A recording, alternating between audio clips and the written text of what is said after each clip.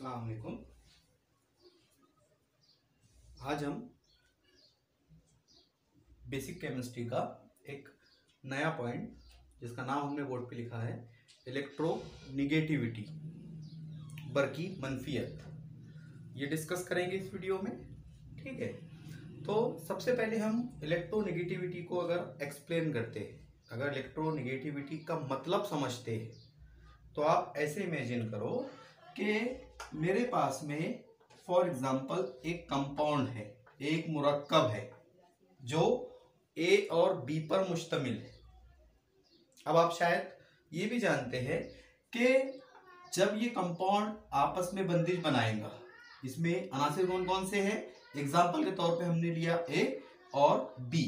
जब ये दोनों ने बंदिश बनाया तो हम जानते हैं कि ये बंदिश बनती है इलेक्ट्रॉन की शेयरिंग से, इलेक्ट्रॉन की शेयरिंग से, इलेक्ट्रॉन की साझेदारी से।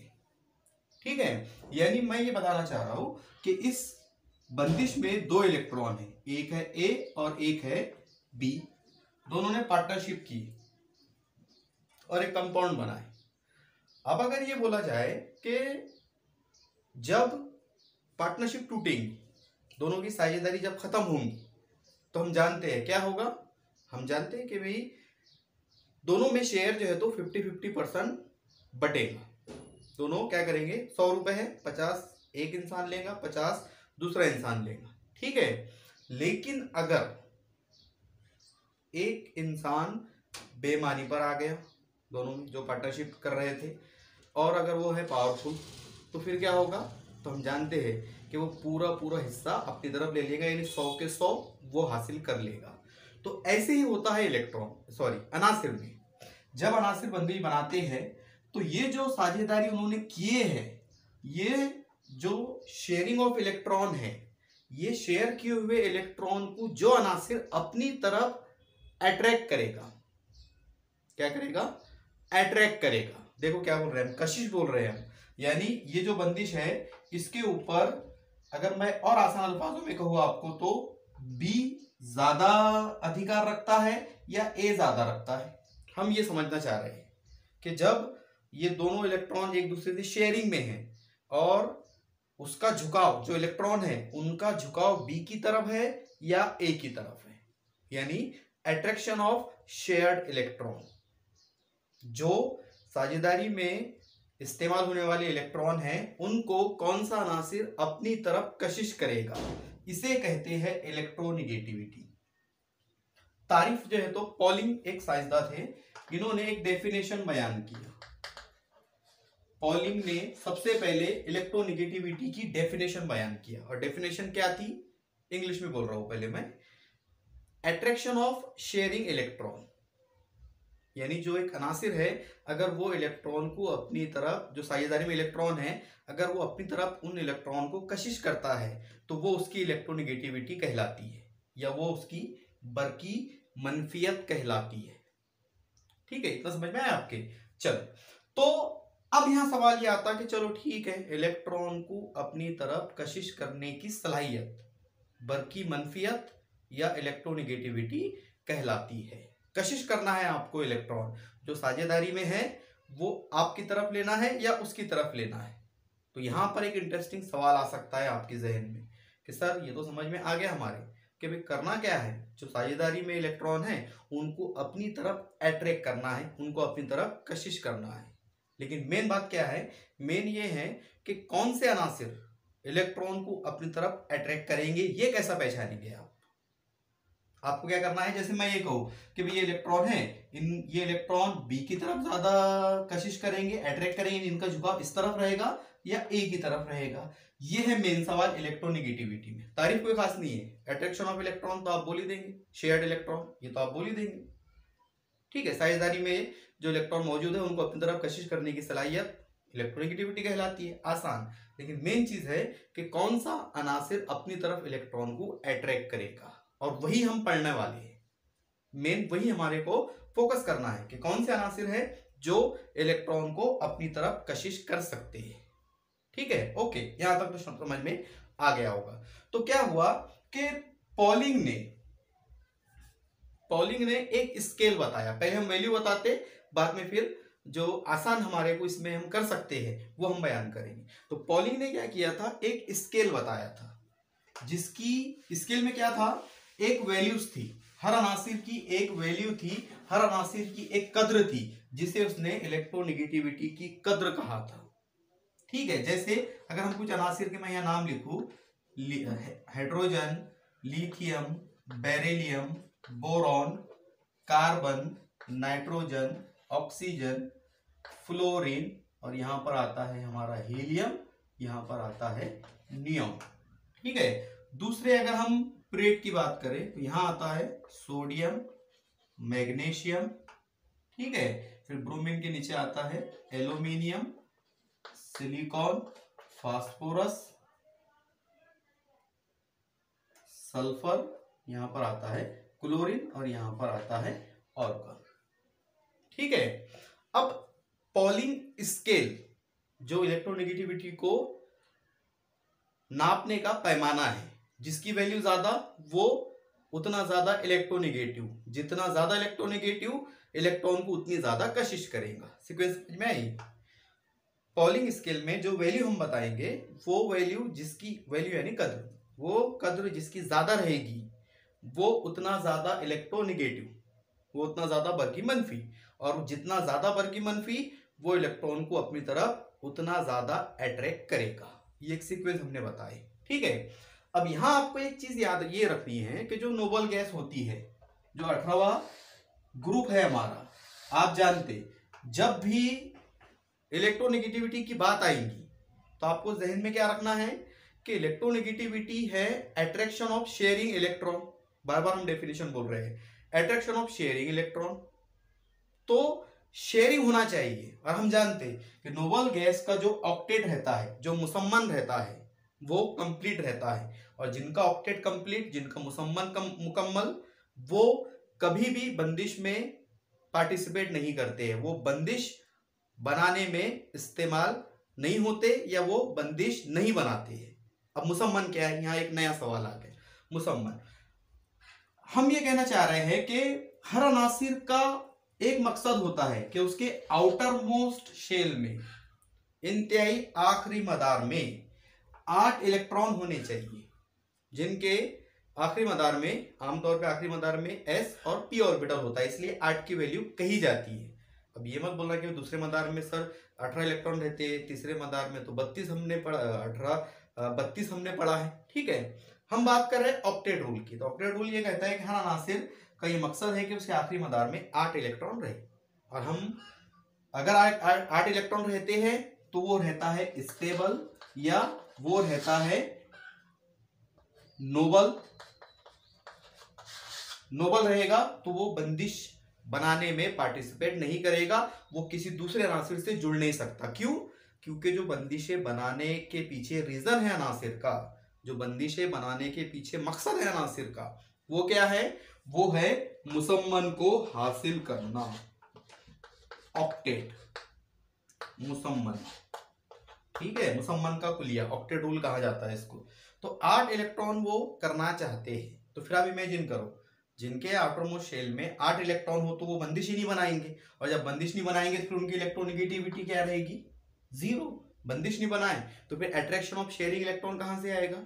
क्योंकि बंदिश बनाने के लिए शेयर करना पड़ रहा है, और शेयर अगर नहीं किए, साझेदारी नहीं किए, तो फिर उसकी इलेक्ट्रोनेगेटिविटी हमेशा सिफर रहेगी। यानी हम ये बताना चाह रहे कि जितनी भी नोबल गैस है वो बंदिशों में इन्वॉल्व नहीं रहते, इसलिए उनकी इलेक्ट्रोनेगेटिविटी 0 रहती है। ठीक है, तो हम बात कर रहे थे पॉलिंग स्केल की।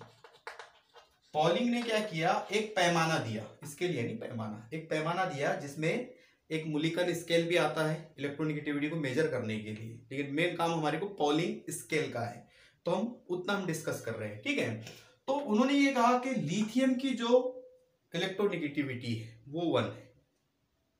कितनी है? 1।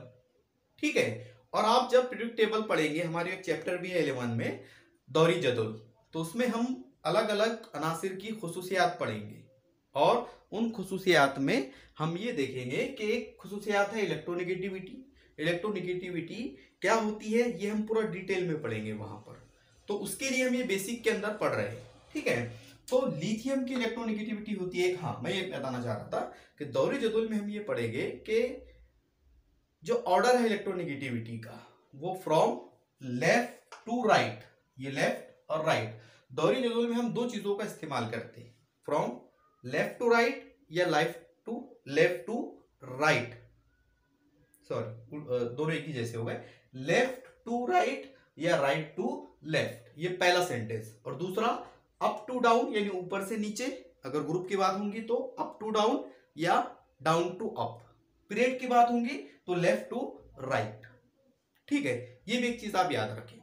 तो कहा यह जाता है पॉलिंग स्केल में कि अगर आप लेफ्ट टू राइट जाते हैं यानी यहां से लेकर इधर जाएंगे आप दूसरे दौर में, पहले दौर में, तीसरे दौर में, तो आप ये देखेंगे कि इलेक्ट्रोनेगेटिविटी इंक्रीज होती है। क्या होती है? इंक्रीज। इंक्रीज यानी उसमें इजाफा होता है। ठीक है, और अगर राइट टू लेफ्ट आएंगे, इधर से इधर आएंगे, तो फिर इलेक्ट्रोनेगेटिविटी होती है डिक्रीज। ये दो वर्ड याद रखिए, increase decrease. Left to right गए इंक्रीज, राइट टू लेफ्ट आए डिक्रीज होती है, कम होती है इलेक्ट्रोनेगेटिविटी। इसके रीजन भी हम बताएंगे लास्ट में क्यों ऐसा है। ठीक है, पहले हम वैल्यू बता देते हैं। ठीक है, हाँ एक और बात आप जो याद रखें कि इलेक्ट्रोनेगेटिविटी में जो इंक्रीज होता है, इजाफा होता है, वो होता है 0.5 का। कितना होता है? 0.5 का। जैसे लिथियम की 1 है तो बेरिलियम की होंगी 1.5, बोरॉन की होंगी 2.5, कार्बन की होगी 3, नाइट्रोजन की होंगी 3.5, ऑक्सीजन की होगी, कार्बन, नाइट्रोजन, ऑक्सीजन, एक। ठीक है, चलो तो हमने क्या कहा कि लेफ्ट टू राइट जाएंगे आप तो जो इलेक्ट्रोनेगेटिविटी है वो 0.5 में इंक्रीज होंगी। जैसे 1 लिथियम की 1 है, इसकी अंदर 0.5 का आपने इजाफा किए, बेरिलियम की हो गई 1.5। ठीक है, बोरॉन की हो गई 2.5 लिख दिया मैंने, सॉरी, 2.0। कार्बन की हो गई कितनी? 2.5। नाइट्रोजन की हो गई 3, ऑक्सीजन की है 3.5, फ्लोरीन की है 4। ये इतनी वैल्यू जो है तो आप जहन में रखें कि अगर आप लेफ्ट टू राइट जाते हैं तो इलेक्ट्रोनेगेटिविटी में इजाफा होगा। फिर अगर क्लोरीन की बात की जाए तो क्लोरीन की है 3, इतना याद रखें। ठीक है, फिर इसमें डिक्रीज होंगी, हमने कहा था कि अगर राइट टू लेफ्ट अगर आप आते हैं तो इलेक्ट्रोनेगेटिविटी डिक्रीज होती है। अगर डिक्रीज हो तो कितना होगा? यहां थोड़ा सा चेंज है, यहां होगा 0.5 का, यानी 3, इसकी हो जाएंगी 3.5, सॉरी 2.5। क्लोरीन और सल्फर की इलेक्ट्रोनेगेटिविटी में 0.5 का डिफरेंस है। ठीक है, फास्फोरस की है 2.1, यानी 0.4 का डिफरेंस है। उसके बाद में सिलिकॉन में है 1.8, 0.3 का डिफरेंस है। फिर एल्यूमिनियम की है 1.5 यानी 0.3 का डिफरेंस। फिर है मैग्नीशियम की है 1.2, ठीक है, सोडियम की है 0.9, यानी फ्लोरीन से क्लोरीन की एक इलेक्ट्रोनेगेटिविटी कम है, फिर 0.5 कम है सल्फर की, फिर फास्फोरस की 0.4 कम है यानी 2.1, फिर सिलिकॉन के अंदर 0.3 का फर्क है यानी 1.8, फिर 0.3। अब आपको जो चीजें यहां पर याद रखनी है वो क्या है?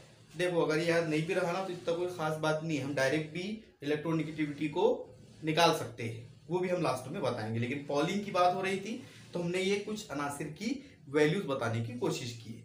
अब आप गौर क्या करें कि जब आप लेफ्ट टू राइट गए, हाँ एक रहेगा हाइड्रोजन की होती है फास्फोरस की इतनी यानी 2.1।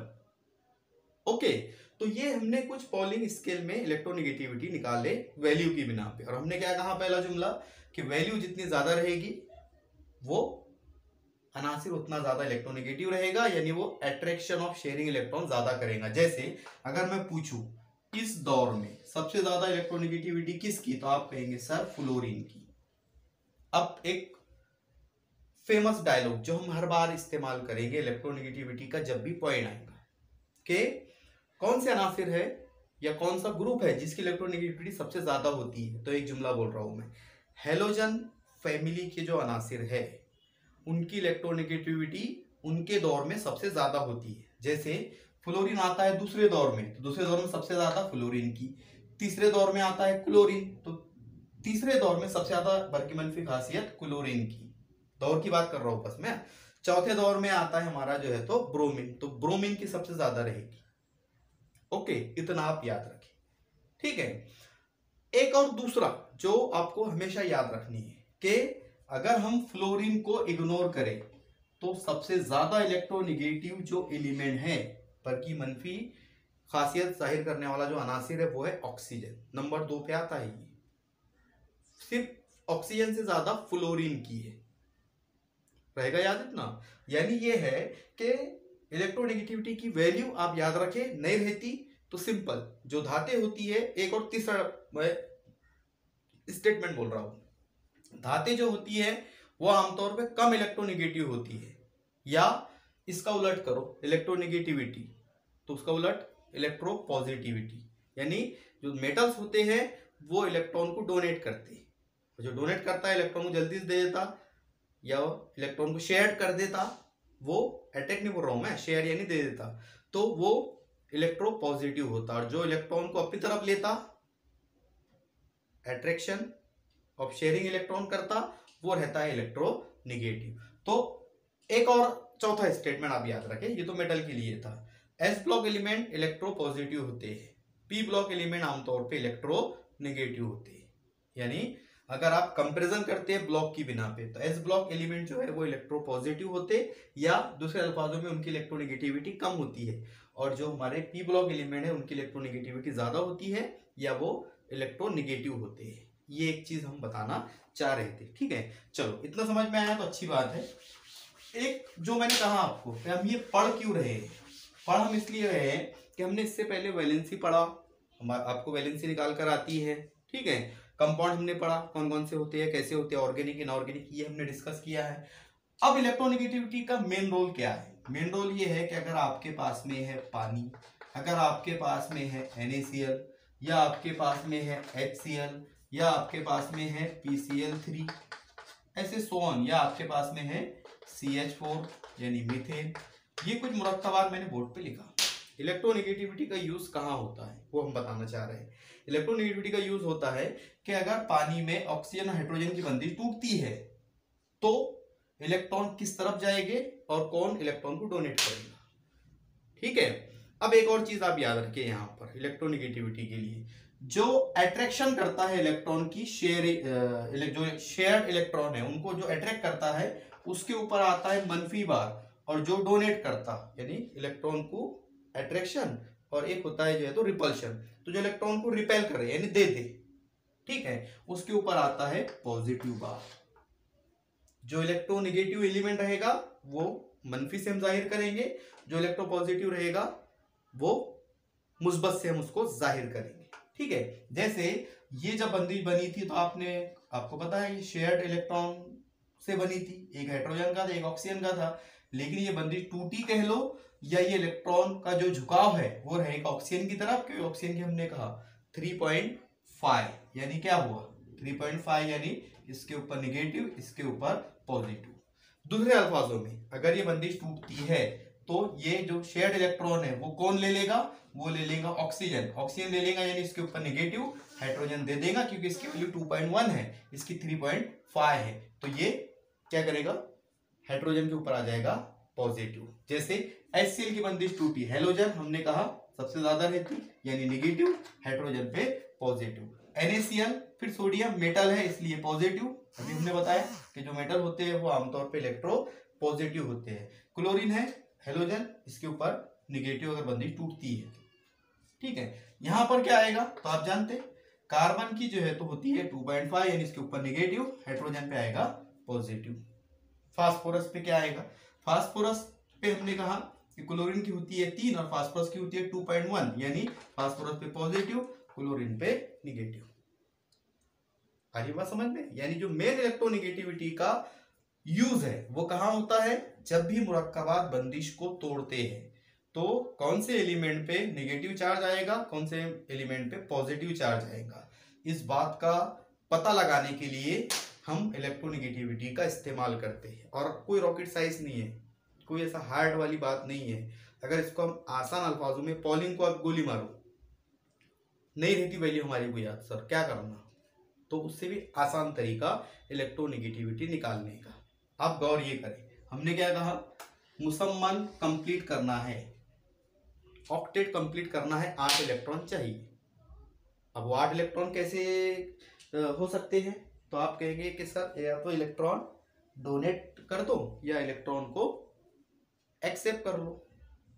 ठीक, 8 करना है, या तो देकर कर दो या इलेक्ट्रॉन को लेकर कर दो। एक मिसाल देता हूं, जैसे आपके पास में 95 रुपए है, आपको मैं कह रहा हूं कि इसको राउंड करो। अब 95 को राउंड कैसे करेंगे आप, 2 ऑप्शन, एक तो 5 रुपए किसी को दे दो, आपके पास 90 बचेंगे, या 5 रुपए किसी से ले लो, आपके पास 100 की नोट हो जाएंगी। आती बात समझ में।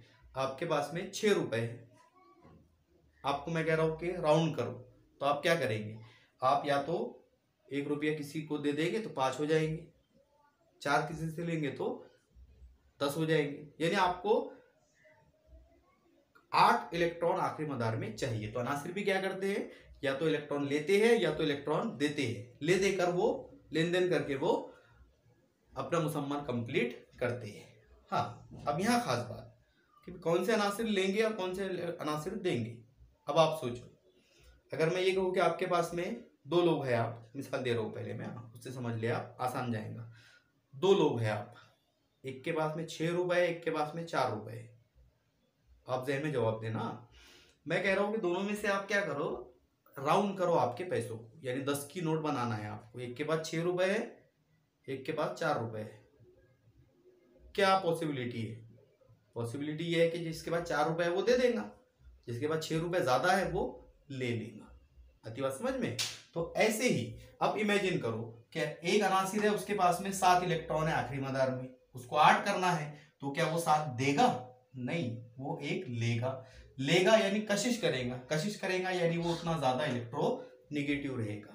हेलोजन फैमिली आखिरी मदार में 7 इलेक्ट्रॉन, इसलिए वो सबसे ज्यादा इलेक्ट्रोनेगेटिव होते हैं। ठीक है, आपके पास 6 इलेक्ट्रॉन है आखिरी मदार में, 8 करना है, 2 लेंगे कि 6 देंगे, बहुत इंपॉर्टेंट बात है यार।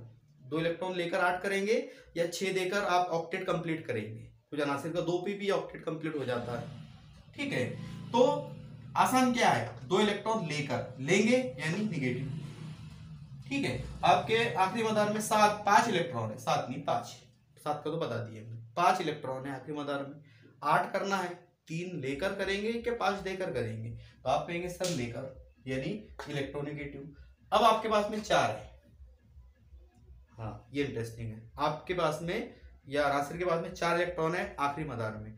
अब वो 4 इलेक्ट्रॉन लेगा या देगा, तो यहाँ आप सोचेंगे क्या करूं, तो फिर आपको तय ये करना पड़ेगा कि सामने वाले के पास में कितने हैं। अगर सामने वाले के पास में कम है तो वो दे देगा, अगर उसके पास ज्यादा है, यानी मैं ये बताना चाह रहा हूँ कि एक 4 है और एक 6 वाला अनासिर, अगर ये दोनों आपस में, आखिरी मदार की बात कर रहा हूं मैं, कंफ्यूज नहीं होना, आखिरी मदार में इसके 6 इलेक्ट्रॉन है, इसके आखिरी मदार में 4 इलेक्ट्रॉन है। हम बता रहे कि कौन किसको देगा, किस पे नेगेटिव आएगा, किस पे पॉजिटिव आएगा। तो क्या हो सकता, ये 4 इसको देगा कि 2 इससे लेगा। आसान क्या है, आपको क्या लगता, आसान है कि ये 2 इलेक्ट्रॉन इसको दे दे, यानी इसके ऊपर नेगेटिव, इसके ऊपर पॉजिटिव। ये नंबर की बिना पे मैं बता रहा था, अगर मैं अनासिर की बिना पर बताऊँ आपको, उम्मीद है कि समझ में आ गया होगा आपके। ठीक है, हाँ, अगर 2 इलेक्ट्रॉन है आपके आखिरी मदार में, अनासिर के आखिरी मदार में 2 है तो वो 2 दे देगा यानी पॉजिटिव, आखिरी मदार में 3 है तो दे देगा यानी पॉजिटिव। ठीक है, 1 है दे देगा यानी पॉजिटिव।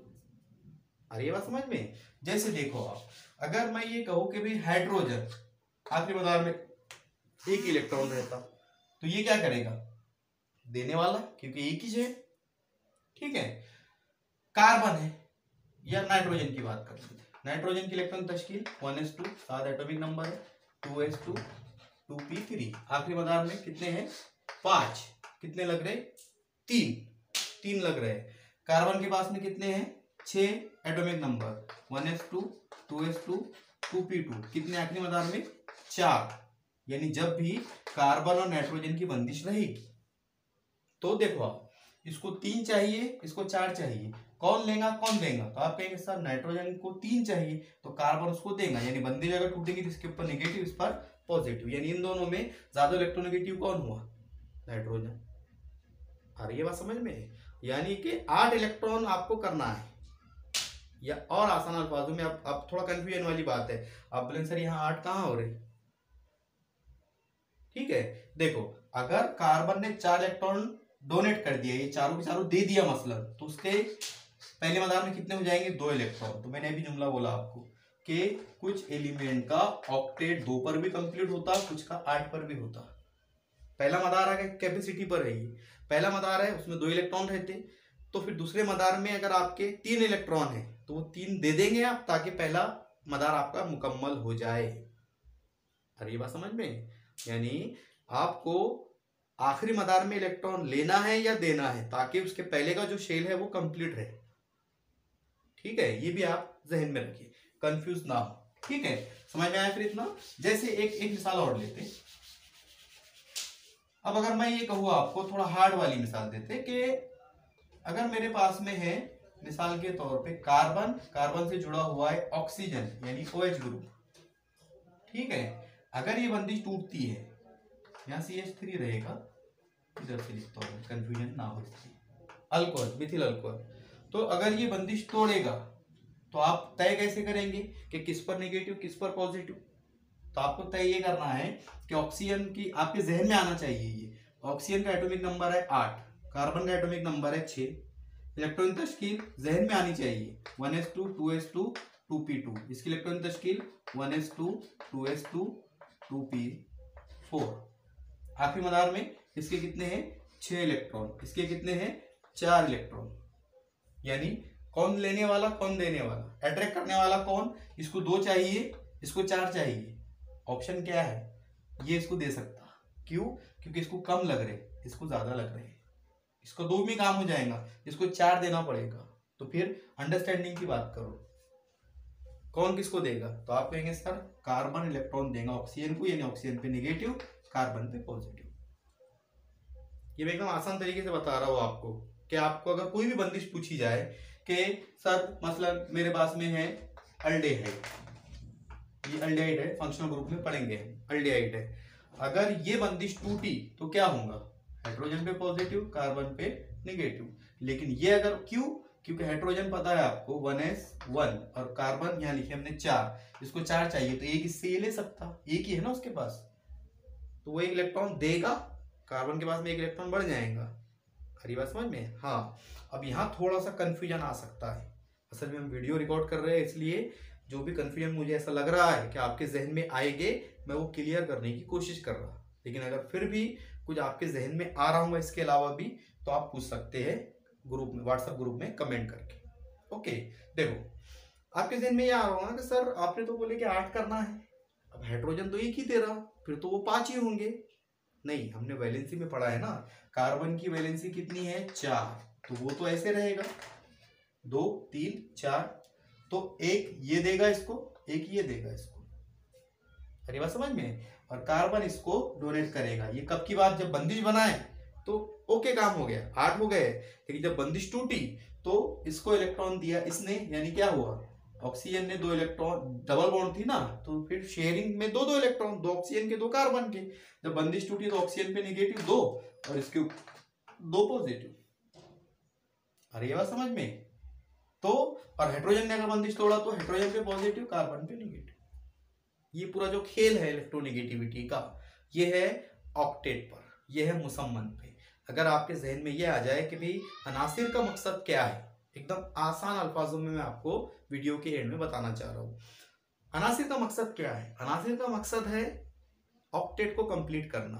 कुछ अनासिर का ऑक्टेट 2 पे कंप्लीट होता, कुछ का 8 पे, कुछ का ज्यादा भी होता। अगर हायर एलिमेंट लेंगे आप तो फिर वहां ज्यादा का भी मसला आ जाता है, ठीक है। लेकिन मेन जो क्राइटेरिया है वो 2 और 8 से आप जहन में रखें, ज्यादातर 8 का जिक्र आता है, ठीक है। मैं ये नहीं कह रहा हूँ कि सिर्फ 2 का ही आता, 8 का ही आता, सबका आता है, लेकिन ज्यादा जो यूज होता है हम उसकी बात कर रहे हैं। तो 8 ज्यादा यूज होते हैं, इसलिए मैं भी बार बार आपको वीडियो में 8 ही बोल रहा हूँ, ठीक है, क्योंकि हम असल में समझाना चाह रहे हैं। अब समझाने के लिए आपको पता है कि जो चीज़ ज़्यादा इस्तेमाल होती है हम उसी का आमतौर पे यूज़ करते हैं।